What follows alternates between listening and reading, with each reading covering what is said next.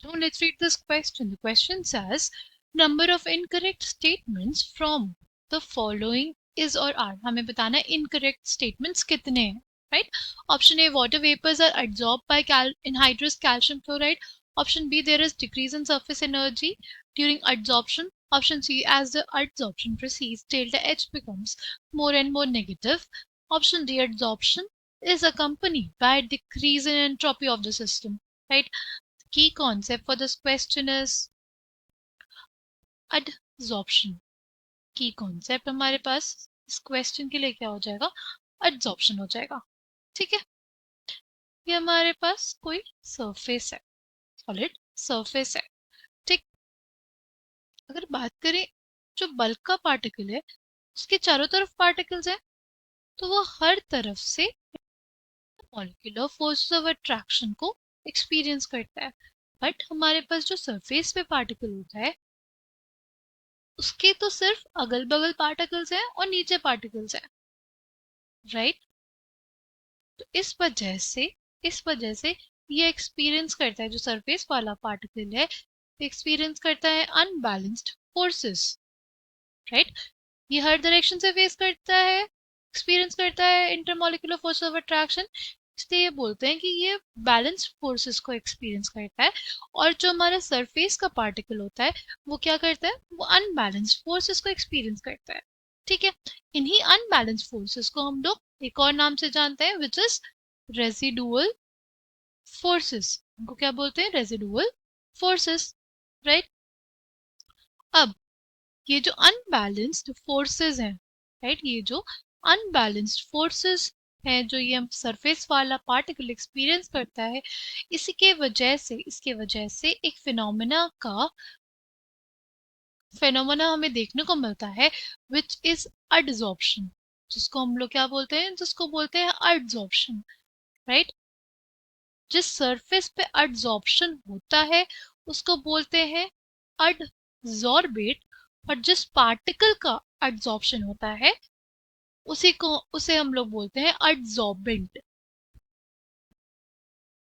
अगर हम लोग एडसॉर्प्शन को समझना चाहें, राइट, अगर हम लोग क्या करना चाहें, एडसॉर्प्शन को समझना चाहें, तो देखो एडसॉर्प्शन हमारे पास होता है क्या, मॉलिक्यूलर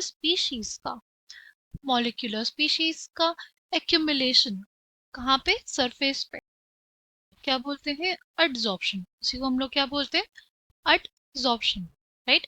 देखो एडसॉर्प्शन जब होगा तो यहाँ पे क्या होगा, कोई फॉरेन पार्टिकल आके एडसॉर्ब हो जाएगा, सरफेस पे आके एडसॉर्ब हो जाएगा, राइट?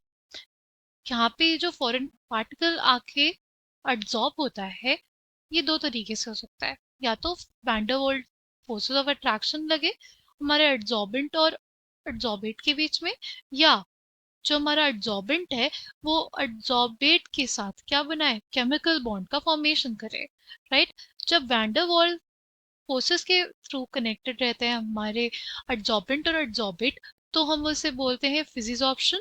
और जब हमारे एडसॉर्बेंट और एडसॉर्बेट के बीच में क्या बन जाए केमिकल बॉन्ड, तो उसे बोलते हैं हम लोग chemisorption, right?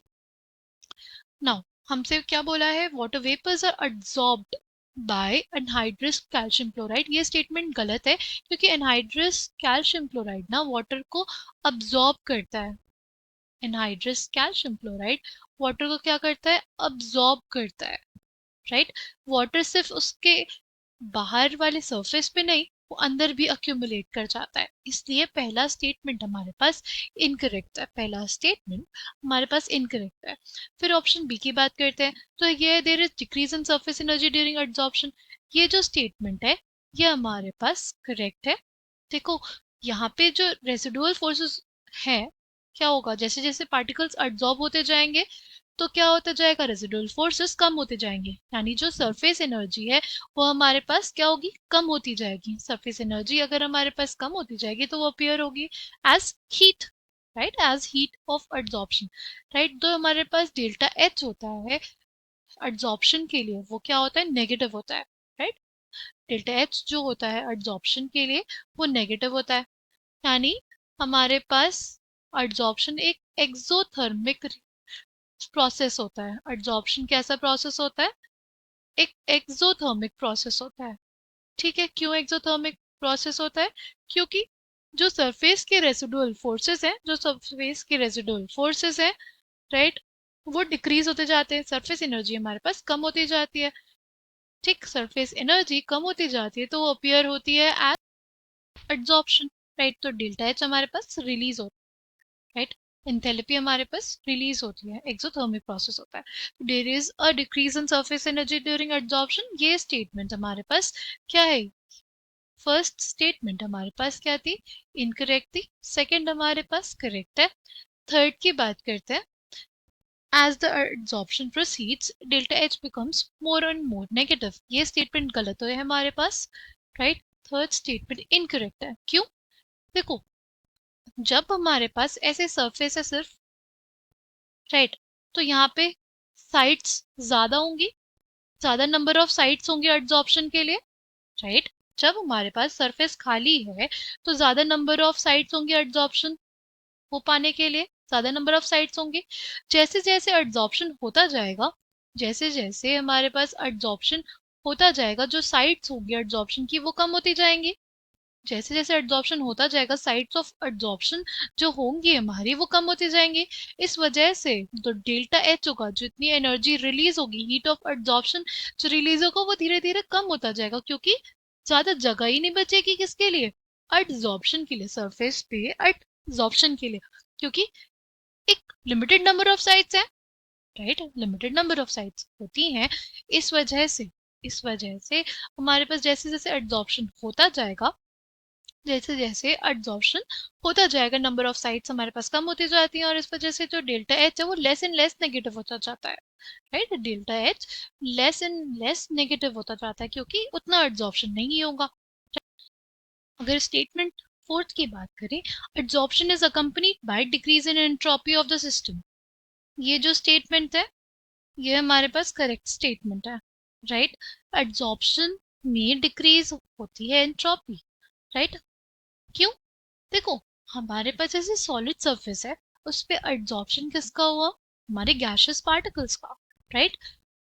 Gaseous particles free, मतलब उनमें फ्री मूवमेंट होता है, राइट। पार्टिकल्स फ्रीली मूव करते हैं जब वो गैशियस स्टेट में होता है।